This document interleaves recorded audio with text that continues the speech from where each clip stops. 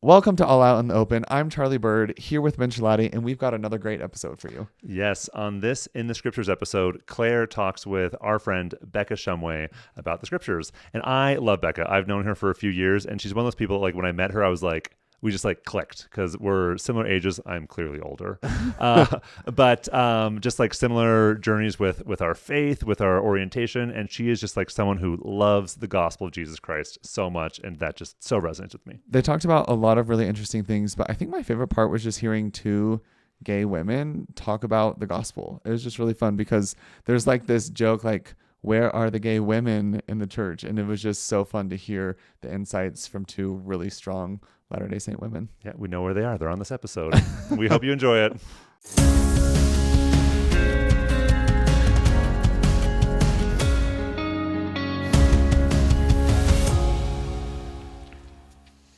All right, we're so excited to be back with another week of In the Scriptures on the All Out in the Open podcast. I'm Claire Dalton, and this week we are in the Scriptures with Becca Shumway. Becca, why don't you say hi? Hello. So happy to be here. So happy to Great. have you. I'm so glad we could make this work. Becca, what would you like our listeners to know about you? My name's Becca. I'm in Salt Lake. Um, I I don't know. I love my LGBTQ LDS family, and I love the scriptures, and I love God, and so happy to be here at the crossroads of all those things. It's good. The crossroads is getting kind of big, huh? We meet a lot of people around here. It's good. The more the merrier. And you're in Salt Lake, so I'm down here in Arizona, and we are enjoying our winter time. What's the weather like up there for you? It's actually really warm today. It was like in the 50s. Oh my gosh, that's Everything's kind awesome. of melty, for better or worse. Okay. Until the next storm rolls through. Yep. Yep. We got a little bit of rain this week, and it was the first rain that we've had in Arizona since August. I was like, oh my Oh, gosh. wow. It has Oh, been, good. I know we live in a desert, but I'm always shocked that it's been that long. So, well, wonderful. We're so excited that you could be here, Becca, and to have this conversation. We are going to talk about the March gatherings content. So we are in the Doctrine and Covenants. Doctrine and Covenants can be kind of a hit or miss with the context and how much people love it. I've had a lot of people say like, "Ooh, are you excited for this? How are you going to do Doctrine and Covenants? It's so different than Book of Mormon." And it's been really fun, 3 months in, we've been having a lot of fun. So I'm excited for another fun conversation. So this month we are looking at it's sections 18 through 28 of the Doctrine and Covenants. And kind of the slant that we're taking on this is we're looking at the beginnings of the structure of the church. So in these sections, we have instructions on how to organize the Quorum of the 12 Apostles, which is brand new for this dispensation. We get a section about the administration of baptism and what that looks like. And so in all of this structure that this brand new church is getting, there's a lot of growing pains, and there's a lot of trying to figure out what these pieces look like. And some of them translate really well to what we see today, and some of them we do not talk about. And if you don't read the context, you have no idea. So, in my seminary classes, one of the things I would say is like, do we have first and second elders in the church as like a title? And my kids are like, no, that's not us. And then we'd read the sections, and they're like, I didn't know Joseph and Oliver were the first and second elders. That was their first official title, and things like that. So we're looking back on kind of the beginnings of the structure that we are more comfortable with, I guess, now.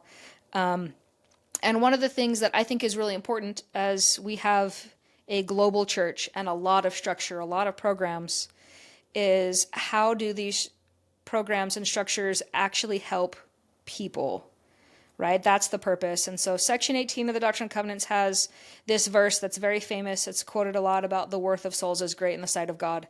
And I think that we have these two parts. We have our inherent worth and how much God loves us as their family, and then we have the structure that we're trying to build, and those don't always mesh very well. And sometimes structure can leave people out. And so that's what we want to talk about today is what does that look like? What are some of the thoughts of how do we adjust that structure? Can we adjust it? Should we? So anyways, any of those thoughts ring any thoughts in you, Becca? Yeah, I totally agree that as I was reading through this, like all the structure stuff, to be honest, that I glossed over a little, like, okay, Right. we're just get, like, Snooze. this is like an organization manual. Like, that's not Yes. necessarily like doing much for me, but there are some things about that structure that live on today that are actually really important and do show up in my day-to-day life, and that I'm really grateful for, just how the church does and can bring us together. And part of the way it can and does do that is because of the structure. Yeah. What are some of the structures that you're thinking of that have kind of impacted your life in like really good ways? Oh, one thing that is really cool that I think a lot of people have had this experience is like you become sort of comfortable in your ward or the church you're going to, and then you're traveling internationally and you walk into a church building and it's like, oh, I'm home. And like I think that's very unique to this church, and because like of how specific a lot of the structure is. Like there is not a lot of question about how things are supposed to go, regardless of where you are. Um, and of course, that can be tricky to navigate, and it can feel really prescribed and maybe overprescribed. But it also has this really cool effect of like, I'm home because this Yeah. feels so familiar. It's comfortable. It feels the exact same in this building in Italy as it does in my building in Salt Lake. And like, that's cool. Yeah, totally. I served a mission in Barcelona, Spain, and one of the first areas that I was in is it was a little town called San Sebastian, and it's up by the border with France. And they had a little branch, and it was in a building that they had rented. And so it's a rented space. It doesn't look like any other church buildings that I had ever seen my whole life growing up. And it was basically like a room where you could meet for the sacrament reading room, and then like two or three rooms and a hallway and a bathroom, and like that was it. And none of the pews were like bolted to the floor, the chairs, because you had to move all the space. And if there were baptisms, it was literally an indoor pool that you would haul in and set up and fill up just for that. And then you'd have to drag it over to the door and then release it out so you didn't flood the room, which I'm not going to say anything, but maybe some missionaries had flooded that room more than once. But it was very interesting for me to kind of have this juxtaposition of all the things that I had known and grown up with and loved about the church, and yet seeing it also in action in such a different setting and way really had a strong impact on me. I think really impacted my testimony at that time to see what the church was like or could have been like when it was, years old and not decades or over a century old in that space. A lot of the people that were serving in callings there were members in the last, year or two. And to see them have the same instructions and manuals that we had, and that sometimes the carry out was way different, was really eye opening for me. So I'm guessing like you don't walk into that building and see the same sofa with the same upholstery or like Right. the carpet or the same picture on the wall, Hmm. but Yeah. like what were there still things about it that felt comfortable and familiar to you? Yeah, it was sitting down. I think I'm trying to remember if that first Sunday that I walked into the building, and there was a mom and then her daughter were greeters at the door, and that felt really comfortable. And then sitting down and singing the opening hymn, even though it was in Spanish. I don't remember what the hymn was, but I knew the music. Music's always been a big part of my life, and to hear that and go, "Oh, this is comfortable, and I know this. I know how this is going to go." Even though they had, it was like a hymn simplified version. That's like the best that I can do on the piano as well. And their pianist was doing the same thing and doing a great job. And I was like, "Oh, we're closer." There wasn't such distance. I think from the back wall to wall was 20 or 30 feet. So you're like all in there tight together. It's not like I can sneak in the back and sit 200 feet away from the pulpit kind of thing. Yeah, we went to I served my mission in California. I was just so stateside, lots of things were very familiar, but I was in the American Sign Language program. So I Oh, spent wow. most of my mission in like deaf branches, well, a deaf branch. And let's see, it's like 2 months ago, I was in New York City with my girlfriend, and the stuff happened the day, whatever, blah, blah, blah. We ended up going to the deaf branch, and it wasn't really our plan, but we walked into this branch, and I'm like, oh, I'm home. Like, these are my people, and like, it's Yeah. so cool. And she doesn't know a lick of sign language, but she still followed along and felt comfortable and felt at home, because you reminded me of that when you said like you knew how things were going to go, and like that's how she felt. Like she still knew how things were going to go. She still knew there was going to be an order to things, Yeah. and the sacrament and some talks and prayers, and like it still felt comfortable and right to her because of that structure and organization, even though like everything was happening in this language that Yeah. meant nothing. So, and I love that. It made me think of how important that comfort is, right? Of knowing what to expect. So that, I think that's what structure does for us, is it provides that touch point for us to know what to build off of. And I guess kind of maybe the question I want to sit with a little bit is, what can we do when what has been comfortable, what structure has provided and been meaningful for us in our lives before, has suddenly changed for us, but not for anybody else? Because I feel like that's a lot of the story that we deal with is, like my experience, right? Growing up in the church, I know this process, I'm very comfortable with it. And after coming out, things changed and it felt different to me, even though the structure wasn't different. So I guess your thoughts on that. Yeah, it makes me think of like comfort itself is probably a two-edged coin or sword. I don't know, however you want to Yeah. look at it. Um, that like a baseline of comfort. I feel like there's a deeper word, like, but yeah, we'll go with comfort. A baseline of comfort and recognition and familiarity allows for like building more on. Like if you're in a scenario where you don't know what's going on and you're not comfortable and you're not oriented, then that's sort of where all your energy goes, right? So Yeah. if you have that baseline, then from there you can build. But the flip side of that would be like uh, too What do you do when much. that structure isn't helping? Yes. It isn't helping you, it's hurting you. And is it making you complacent, or is it making you not realize or look at things that maybe it would be good for you to look at, but because it's just always been like that and you're comfortable with it, like you just go with it. So Yeah. back to your question, like what if you start to tell me if I have this right. Like Yeah. if you come to a place where maybe it's not all as comfortable for you as it used to be, but everyone around you is still sort of just going forward. What do you do? Yeah, and Yeah. I don't know the answer. I think find which things do still feel like baseline. And if there are those things, like what is my foundation? Maybe it's not what it used to be, but do I have one still? And what is it? And how do I rely more on that thing? Like an example might be like, and maybe there's things in the way the church is doing things and the culture or whatever that are no longer comfortable. And like I'm starting to think like, ooh, is this how, like, is this how it should be? But maybe in the midst of that, I still feel good with God. And like, that's my Yeah. baseline. Like, can I rely more on that as I reorient myself to other things?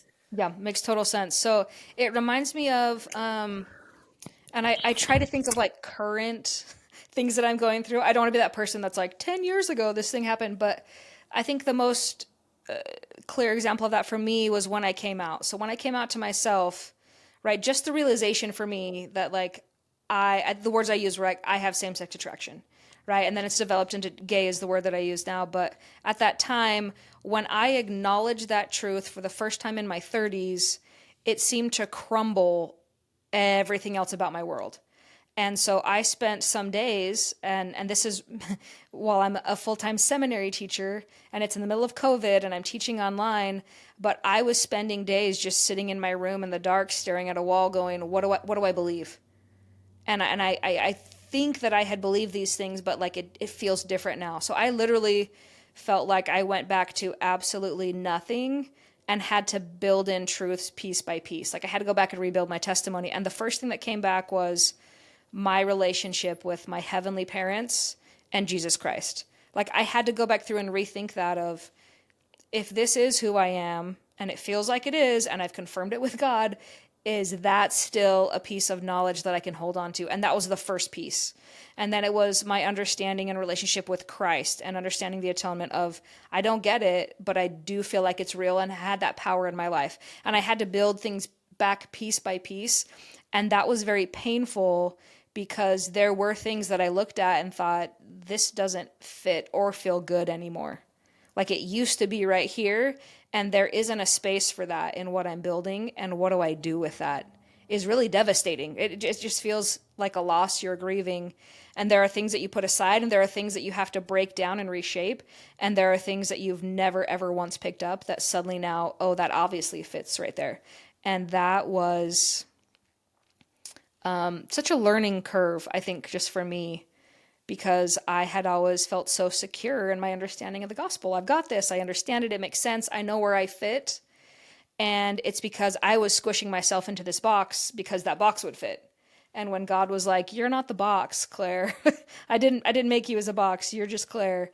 And having to redo that shifted everything for me. And I do have to say, in the moment, that shifting was really scary. It was very hard. It was slow. It was painful. There was a lot of dissonance. And I feel like now I look back on that and I'm so thankful that I went through that, because I feel more secure in my knowledge and understanding. I feel like I know that I understand a lot less than I once thought I did. But I am so open to more questions and learning, and my relationship with myself, my relationship with God, my relationship with Christ is so much closer than I ever thought it could be. And I lead it back to that, going through that process. Yeah, I actually had a very similar experience to that when I was coming out and trying to like ask God what I was supposed to do with this. Like, what's the plan? What do you want me to do? And I kept getting the same answer, which was just get to know me better. And that was it. And it was so frustrating. Like, no, I don't like knowing God better is not what I'm looking for. I'm looking for like, what am I supposed to do in terms of like relationships? And am I supposed to have a family and have kids? Or do you want me to like date women or men, or like what am I doing? And it was just know me better, just know me better. And when I finally like just was like, okay, figure out how to do that, and like focused on getting to know God better, then the other stuff fell into place. And it didn't even come as like an answer from God or like a revelation of a pathway. It just kind of happened as I was focusing on the getting to know God better. And like I feel exactly like you do. Like I'm so glad I have that foundation, because I think that continues to be true, like with most questions. If I can get to know God better, then the other stuff sort of either ceases to matter as much or just kind of falls into place on its own. Yes, which is such a good perspective. I love that you said that, because I feel like that is what a lot of,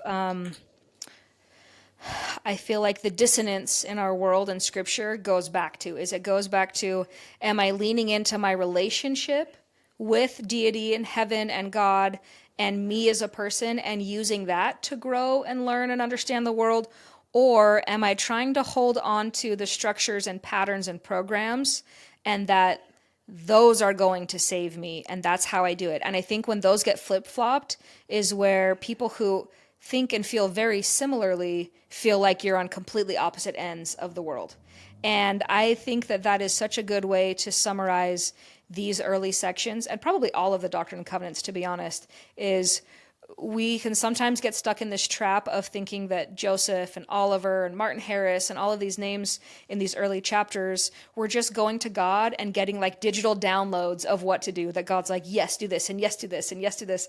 And I like to go back, and at least this time through reviewing these chapters, they feel more like these people trying to build their relationship with God, and we get to see all of the messy, and then we try to clean it up for them. But like, I love looking at the Joseph Smith papers and the projects of how much he edited all of these sections. Like, there are very few sections of scripture that Joseph received that he received in their entirety, word for word, and then said, don't ever touch that, it's perfect. Joseph would go back in so much and edit. He would say, okay, I tried my best to figure out what God was, the impression I was feeling, scratch it out, rewrite it. And he will go back and do that for his entire life. He will go back and continue to believe in the idea of living scripture. And I think that that is so wonderful. It's these people trying to figure out their relationship with God. And there are great leaps forward, and there are stumbles back, and there are very confusing loops. And there's all of these things that we can relate to if we don't look at scriptures as like a handbook for you do it this way, and here's the formula, and you'll get the exact same outcome. Yeah, that's so good. And while you were talking, I thought of the first two verses of section 24, um, which says, Behold, thou wast called and chosen to write the Book of Mormon, and to my ministry, and I have lifted thee up out of thine afflictions, and have counseled thee, that thou hast been delivered from all thine enemies, and thou hast been delivered from the powers of Satan and from darkness. And that ends in an exclamation point. It's like, you've been delivered. And then the next verse is, Nevertheless, thou art not excusable in thy transgressions. Nevertheless, go thy way and sin no more. And like, I just think that God and the way that like humans are meant to live on this earth, and the way that the process of repentance is supposed to be, those two things go together, and they're very comfortable together. Like, it's okay. You can be delivered and need to do better all in the same breath and in the same sentence. And it's not even a bad thing. God's not like, because you're not excusable in your transgressions and you have to go and like do better, like, I don't want to see you right now. Like, not at all. It's like, you're redeemed and you're delivered, and also do better. And like, I think it's tempting to err more on the side of one or the other. And I sometimes see myself doing each. Like, sometimes I'm like, okay, I'm not excusable in my transgressions, and like, that's all I can think about, and like, there's nothing good. And sometimes it's like, oh yeah, I'm delivered, I'm fine. And then that doesn't help me get better because I'm not thinking about the places where I can get better. And so like, having those things together, like, they're just perfectly comfortable one thing for God. And sometimes you need one more than the other, right? But you can't ever throw one out. Yeah. And yeah, I just love that. I wish that I had done it a couple years ago when I was teaching this. I thought, what if I did like a compilation of all of the times where someone in Doctrine and Covenants that we look to as like the hero is reprimanded? And it's usually Joseph Smith, right? How many times does Joseph say, or God say to Joseph, like, you can do better, or you have transgressed, I forgive you, or like, don't lose your way? And why don't we emphasize those more in the sections of, and this is where we're going to step maybe into the uncomfortable, but if Joseph is the prophet of that day, like President Nelson is the prophet of our day, are we comfortable with a President Nelson who receives, impressions from God daily, who are like, President Nelson, you're doing great, and here are some things, and that's a really uncomfortable thing for a lot of people to think about. And you can substitute in any church leader. You can pick your favorite apostle. You can pick your local leaders, and it's not to point out that they're not perfect. It's to go, God has never had a single perfect person to work with. God is very comfortable in this space. It's not about what God is comfortable working with. It's, are we comfortable being in that position and looking around and letting everyone see us in that position and being okay with everyone else also being in that position as well? And I think the church leaders today, like, I don't talk to them on a day-to-day basis, but I get the sense that they would agree with that. Like, they would be the first to say, like, we're not, God never promised that we would have perfect leadership. Like, that was not the plan. And we do sometimes treat them like that. And I think that's probably not their favorite either. Yeah. How do we break out of that? How do we move away from the pedestal kind of viewpoint? And yeah, I love the perspective in these early part of the Doctrine and Covenants where they don't have that history that I think we have to deal with of so many decades of, building the prestige, and this is how we treat apostles and leaders, and this is what we do. It's literally like Joseph, and he's a teenager, or he's like in his 20s, and he's like, yeah, I don't know, let's figure it out. And everyone sees his flaws full on display, including himself. And how do you kind of lean into that?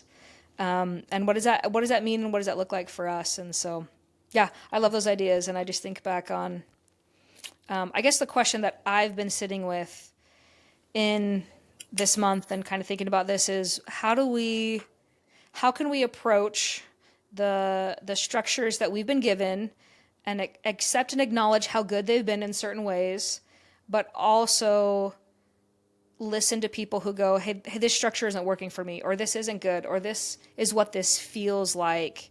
And how do we incorporate all of that information to move forward to a place where it's not people versus structures, but it's both working together? And I don't think I have an answer, but I think the more we ask, the more pieces to that puzzle that we can get. And I don't know, anything striking you on that one? My mind's drawing a blank. I wish I had an answer of here's how we fix it, but I never do. I wish too. I think one thing, I definitely don't have an answer, but one thing that comes to mind is it just never hurts to be open about what we don't know.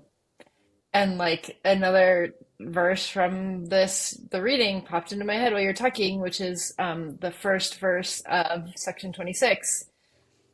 Behold, I say unto you that you shall let your time be devoted to the studying of the scriptures, and to preaching, and to confirming the church at Colesville, and to performing your labors on the land, such as is required, until after you shall go to the west to hold the next conference, and then it shall be made known what you shall do. And what I'm reading in that verse is just like, you know what you're supposed to do now, and you don't know the next thing, and you don't need to yet. Like, just do the thing you're doing now really well, and then the next thing will be shown to you. And like, I guess what made me think of that while you were talking is that it feels more secure and maybe more in line with the God we believe in, who is omniscient and omnipotent and knows everything and knows the beginning from the end. It feels more in line with that and more comfortable to be like, yeah, we know the beginning from the end, but we don't. and God does, and that's great. But like, how can we be more open to the idea that we are still being restored, and we don't know the next thing necessarily, and we don't know all the answers? And having that has helped me a lot in my like just figuring out where I fit in the church as like a gay Latter-day Saint. Like, where do I fit? And even if I find my place today, where do I fit in eternity? I don't know, but like, knowing that I don't have to know has helped a lot. And knowing that that people around me don't know, and they're not claiming to know. Like, I think more of that is good, and more of like where we are right now, you belong, and we don't have to know the eternity because God's in charge of that, and He's good. And doesn't give us the whole picture because God is also very smart. And doesn't claim to give us the whole picture. Yeah. Ooh, that's a really good point. No, I really love that idea because as we receive truth from God, we have a habit of going, okay, I asked a question. I feel like this impression or whatever I received is the answer. And God has never said, that's the whole answer. I have nothing else to give you on this. But we just assume that it is. And yet, yeah, like in our conversations with friends or the way that I interact with people, when someone asks a question, very rarely do I word vomit on them every single thing that I could possibly give them about that topic. I wouldn't have very many friends if I did that. And especially if I'm talking to like my nieces and nephews, if they ask me a question, I get to choose, and sometimes I have to choose and edit. How do I answer that? Because you're 6 years old, you're 9 years old, you're 12 years old. So I'm not going to give you, if I was talking to my friend or if I was talking to your parents, right? I'm going to give you a piece that you're going to understand, and that's going to be relatable to you right now. And then I might turn around and answer the exact same question differently when you're not in the room to your parents. And it's not because either answer is 100% correct. They can both be correct and true, but the context is very different. And I may be getting, oh gosh, I want to say it was President Ballard, but it might have been President Packer. I think it was President Ballard who invited us to keep asking, God, is that all? Like, is there more? And I thought that was really impactful for me to go, okay, I feel like this is the way for me to move forward in my life, or this is an answer to a question. And sometimes I take it and run instead of pausing to go, hey, thank you. I feel like this is the answer. Do you have anything else? Is such a simple question that we don't ask naturally. And it has been really instructive for me to slow down and stay in the moment more instead of running with what I have. And sometimes running with only half an answer gets us in a lot of uncomfortable places in the future because we took half an answer as all of the answer. Yeah, that's a really good point. I like that concept of is that all? Is there more? It reminds me of the term "what lack I yet?" Like Yeah. just because you've gotten an answer to that doesn't mean there's not other answers and more answers. And like life is multifaceted, humans are multifaceted. You may even have a lot of an answer on one thing, but everything connects and there's more to all the other degrees of your life. Yeah. Oh, that's beautiful. I love it. This conversation is taking a turn that I wasn't expecting, and I'm really liking the space that we're at, because it is helping me kind of see. I guess I've had in some of the conversations I've had recently, I've kind of had more of my guard up and more of like banging my head against the wall of frustrated with things. It's nice to kind of sit in this conversation and soften a little bit of reminding myself of all the good that I have seen and experienced in the church and with people. And that kind of helps me armor down a little bit and kind of go, okay, I am very frustrated right now in a lot of things that I can't control. And I do have things that I can control. When was the last time I asked God about me? What can I do? What more do you have about this answer? Instead of me letting my mind go crazy with the things that I can't control and that I can't fix right now. If I can take a deep breath and just see how soft God is with people in the scriptures and has always been with me, I can just remind myself of that and go back and go, okay, what's good for Claire right now? What do I need? What more is there? Is a way to really alleviate a lot of my fears that I keep getting stuck in and I get wrapped in the loop. It's so hard to not know the answer to things that feel like they affect you. And that is, I just think that's something that's always going to be there in some form or another. That's like the nature of life. But Yeah. it's hard and it can be exhausting. So yeah, it is nice to sometimes like take a break inside of the things you do know. Yeah. And I guess I haven't given myself the space to take a break in a while. So Becca, thank you. Has been really good for me to like, oh, okay, this feels good. So yeah, thank you for that. I love that. Yeah, were there any other thoughts or topics you wanted to go on? Anything else you want to dig deeper into, or do you want to change topics? There's always more to talk about for the worth of souls. I mean, I don't Yeah, know. that's where I was going to go. I was going to say, Okay. if you don't have anything, I always want to go back Yeah, to section 18. take it away. Do it. Section 18 is just so, section 18, verse 10, I think is such a good reminder of just, am I, at least the question that I ask myself is, am I remembering the worth of every person I'm interacting with? Am I remembering the worth of these souls and how my heavenly parents feel about everybody, even the people that I don't understand, that I can't find common ground with, that is so difficult. And then I think about in all the spaces that I move through, I want to be able to stand in front of my heavenly parents and Jesus Christ one day and say that this was a focus of mine. I was trying to remember the worth of every soul, especially the souls that I don't understand, the ones that I don't get, that aren't my best friends, that aren't my people, that I can look at and literally think, where did you get that and where did that come from? Because I can find nothing, nothing to hold on to, right? That I approached those people in my interactions softly and with a gentleness. I just think about the things that we have that are worth so much to us, right? And it could be something little. When I was a little kid, the things that I thought were so cool were like things that I found, shells, pretty rocks, right? I just thought they were so cool. They had no value, but to me, I treated them differently. I'm kind of a sneakerhead, not as much as I used to be, but I spend a lot of time growing up with my shoes and cleaning them more often than I didn't realize till I was older that people don't clean their shoes like every couple months. Like that's a weird thing to do, and that's what I do. And I would also play with my shoelaces. Like I was known for having shoelaces that I would do in different designs, and I would always have them so I didn't have to tie my shoes.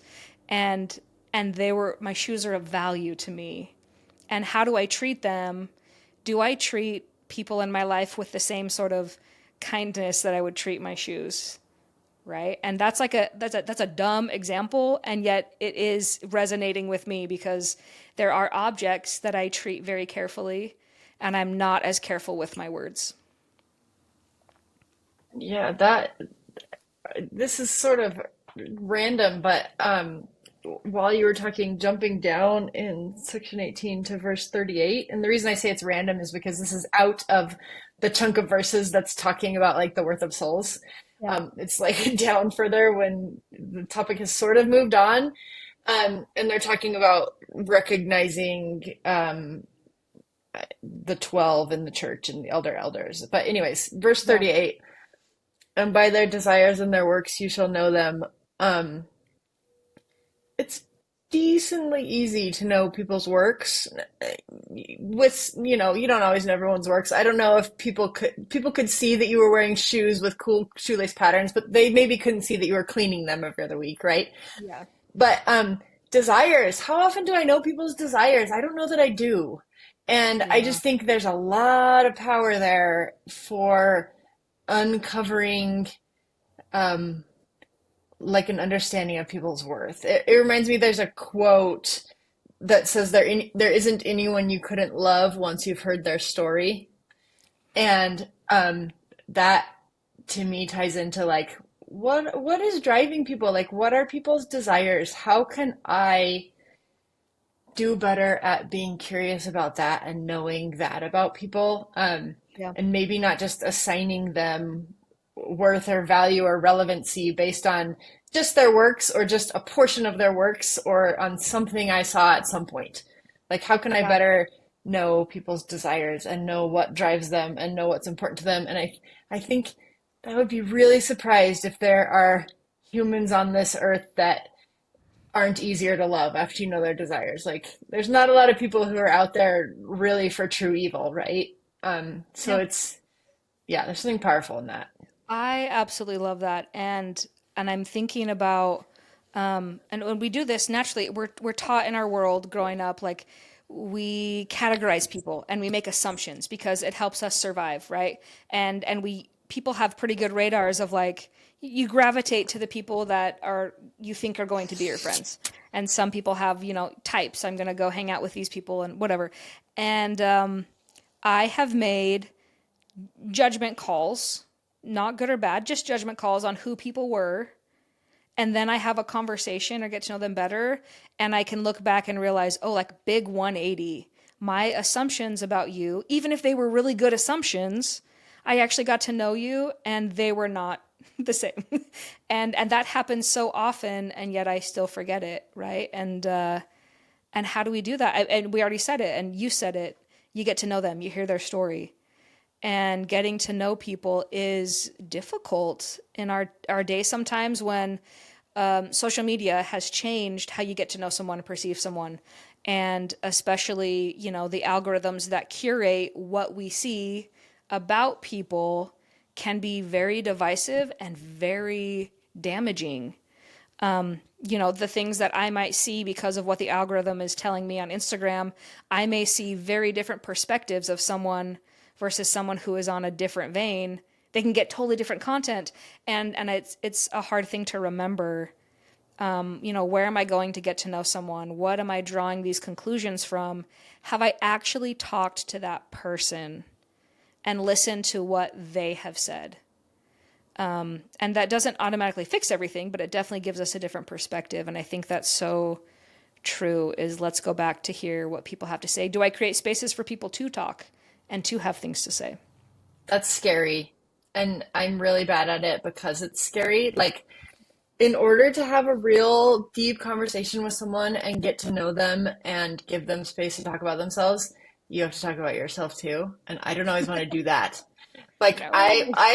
it's not uncommon that I feel like, yeah, I would love to know more about that person, but I don't want to talk about myself. Like I don't want to like, if I'm really going to tell some random person in my ward about me, I'm probably going to tell them something about my relationships, and that's going to come to the fact that I'm gay. And like, that's not a secret, but it's also not something that I like love bringing up, especially when there's not time to like give a full explanation of my entire life journey and how I got to where I am. Like, so I Yeah. avoid it.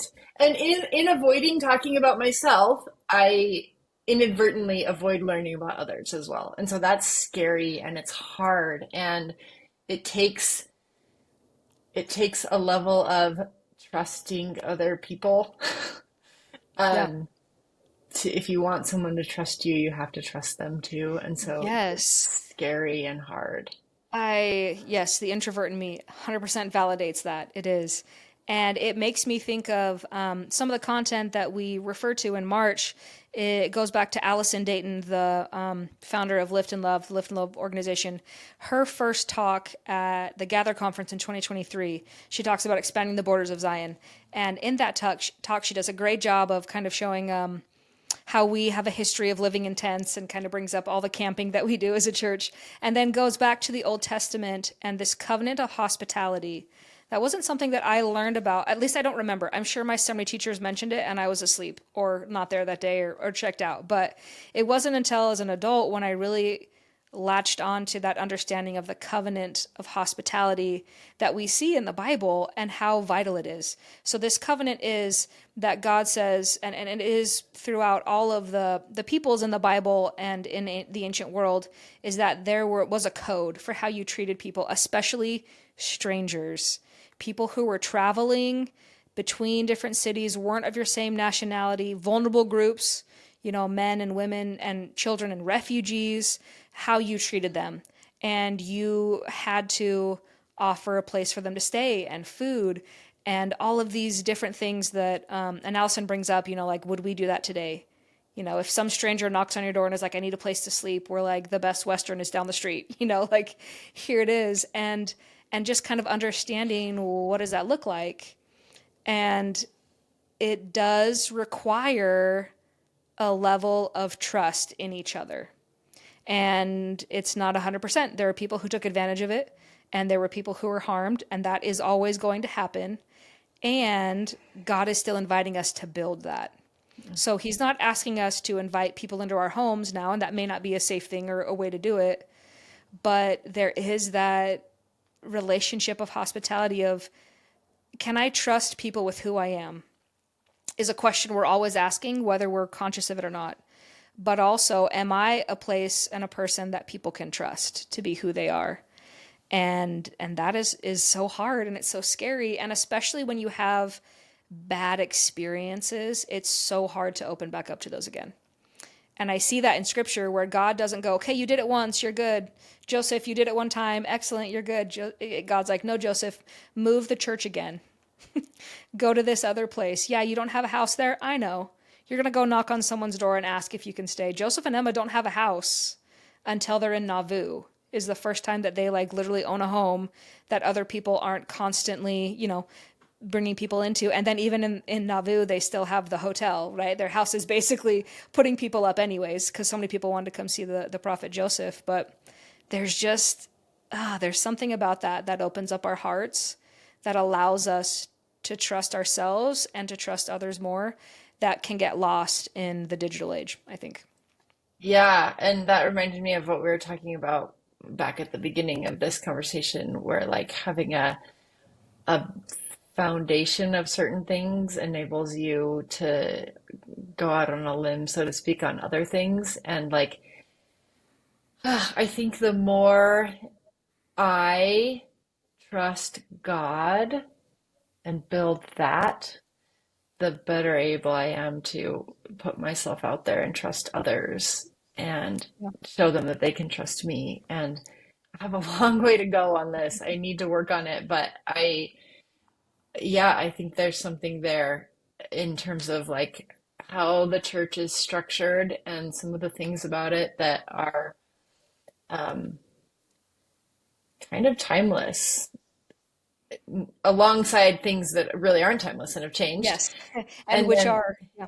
yeah, and then in my life, what is the timeless thing? I can trust my God. I can. And Yeah. so doing that, I think, more enables me to better trust others and let them trust Yeah. me. I love that. That I just had this image of, where is my energy going?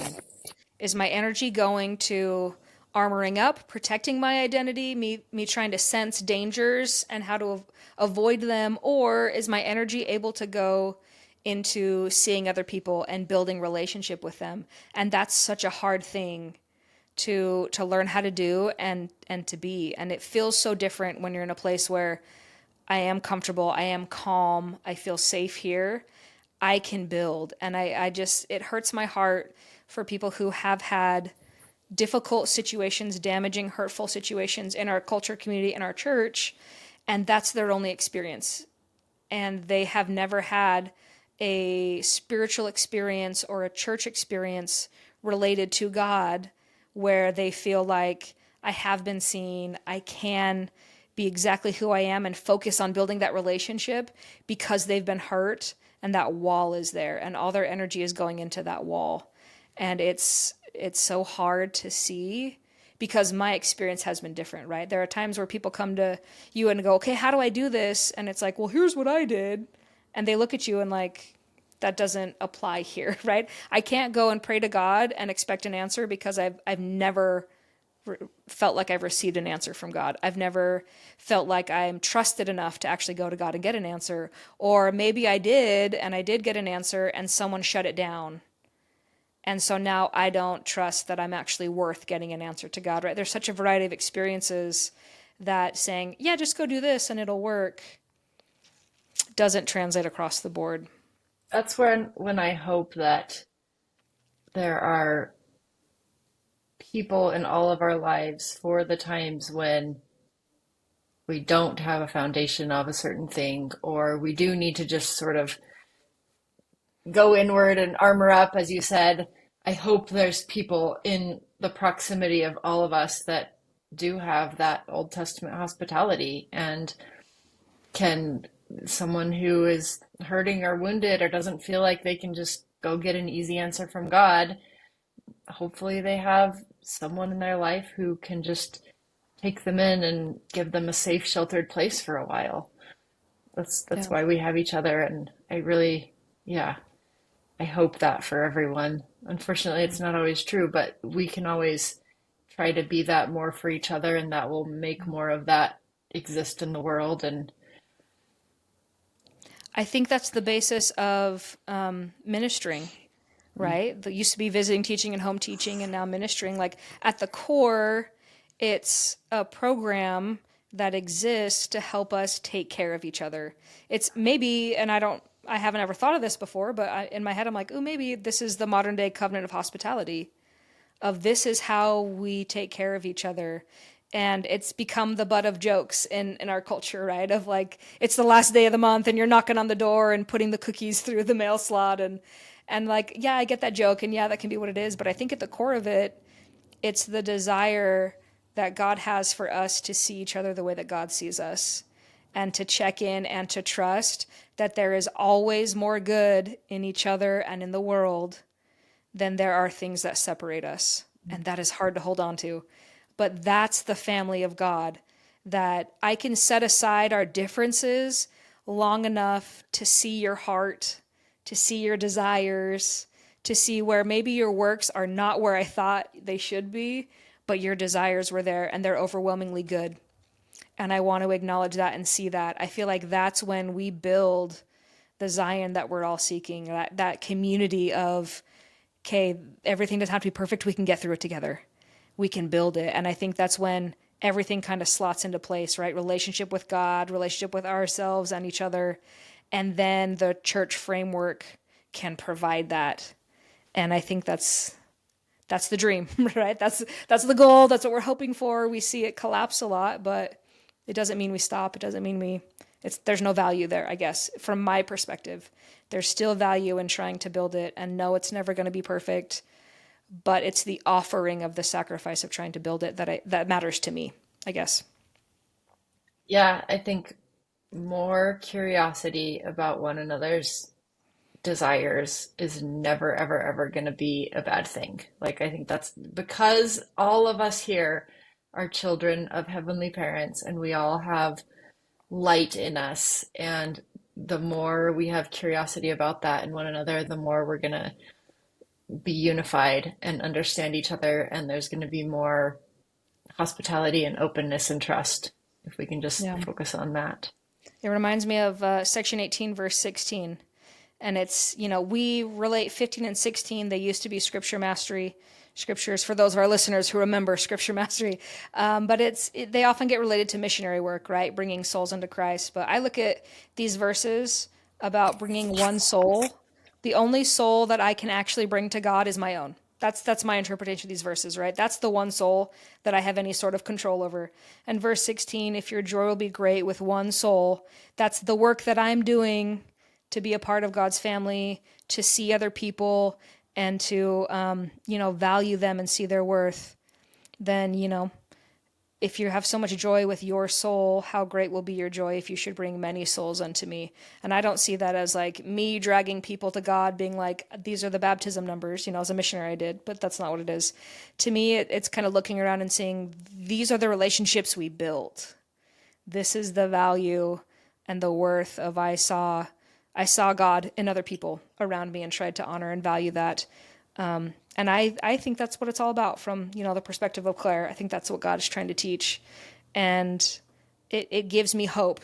On hard days, it gives me hope of, I see a lot of problems. It's not working. I'm not seeing where this is leading to where I want it to go. But if I can look around and value other people, then that is an offering that I think I can always stand proudly to offer to my heavenly parents at the end of the day, is I tried to see the good in all of the other kids that you created because, you see the good in me.